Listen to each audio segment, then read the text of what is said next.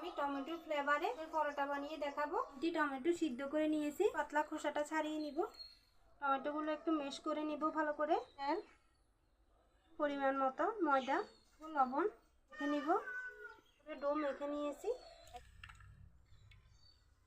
পেঁয়াজ কুচি, ধনেপাতা কুচি, কাঁচামরিচ কুচি, লবণ সব কিছু মিশিয়ে নিব। সবগুলো উপকরণ দিয়ে দিব, মেখে নিব।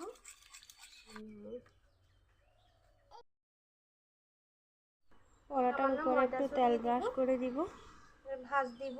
এদিক থেকে আবারও ভাজ দিব।